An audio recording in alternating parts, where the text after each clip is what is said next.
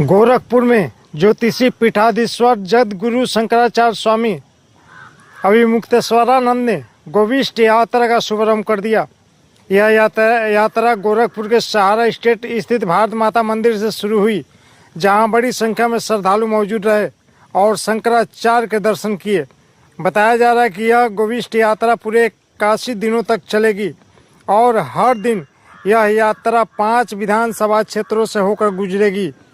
इस यात्रा का मुख्य उद्देश्य गो रक्षा का संकल्प मजबूत करना और गो हत्या पर रोक लगाने के लिए जन जागरण करना है।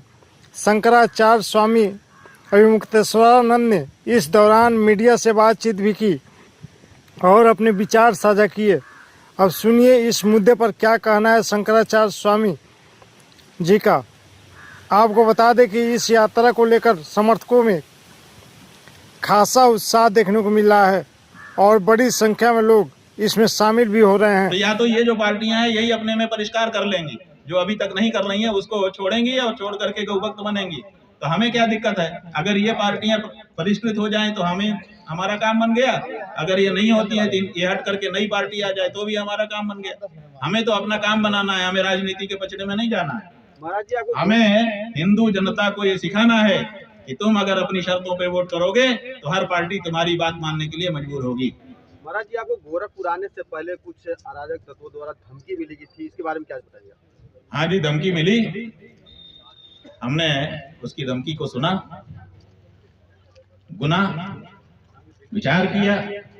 बहुत सारे लोगों ने हमको बहुत सारे परामर्श दिए। लोग भी भयभीत हो गए, उन्होंने अपना भय दिखाया, चिंतित हो गए, लोग रोने लगे। कई लोग कहने लगे कि यात्रा ही मत करिए।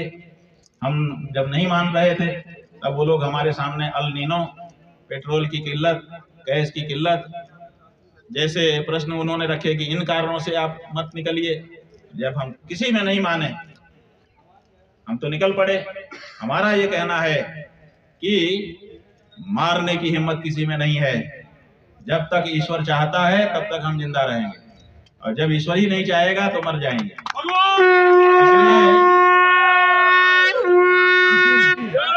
किसी माई के लाल में हिम्मत नहीं है। हमने किसका क्या बिगाड़ा है? किसी से हमारी क्या दुश्मनी है कि वो हमको हमारी हत्या करे? तो हम जब किसी के दुश्मन है ही नहीं है तो कौन हमको मारेगा? एक बात। दूसरे, अगर कोई ऐसा महसूस करता है वो मरवाना ही चाहता है तो मरवा देगा, लेकिन फिर वो भी नहीं बचेगा, क्योंकि लोग इतना नहीं सहन कर पाएंगे कि एक अच्छी बात कहने वाले व्यक्ति को आप मार दो। तो उसको भी अपनी सोच के रखना है। अगर पार्टियां हमको मरवाती हैं कि ये हम इसको मार दो, ये इसके प्रश्नों का जवाब हम नहीं दे पा रहे हैं, इसको चुप कराओ, मार दो, तो ये पार्टियां फिर सत्ता से सदा के लिए बेदखल हो जाएंगी। ये सब हमको पता है।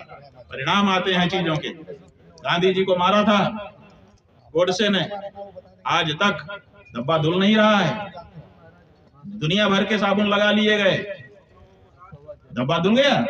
इसलिए ये जो कोशिश है ये कोशिश बहुत खतरनाक है। ये हमारे मारने की कोशिश नहीं है, ये आत्मघात की कोशिश होगी। जो मारेगा उसको मरना होगा।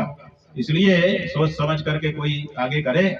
हाँ, ये जरूर है कि कोई भी मरना नहीं चाहता, हम भी नहीं मरना चाहते। हम चाहते हैं कि जीवित रह के गौ का काम करें। लेकिन अगर गौ माता की रक्षा के लिए बढ़ते हुए कोई हमको मार देगा तो हम बहुत खुश होंगे। क्यों खुश होंगे?